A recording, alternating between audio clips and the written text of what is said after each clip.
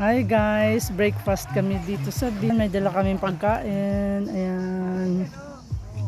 Sa harap namin yung dagat, 'di ba? Ang sarap kumain sa harap ng dagat. Ayan, ang ganda ng view, 'di ba? Ayan. Pumunta lang kami dito sa beach para kumain, para mag-breakfast. Then after kumain, uwi na. Ayan. Step mo lang yan. Na presko dito, diba? Ang ganda, ang daming mga naliligo sa dagat. Ayan.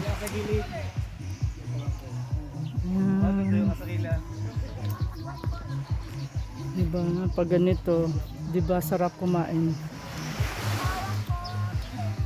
sa harap ng dagat. Ayan, ganda.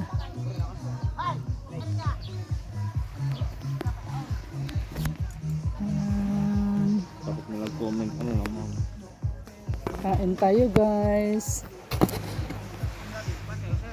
Yan, dalamin namin pagkain. Yan.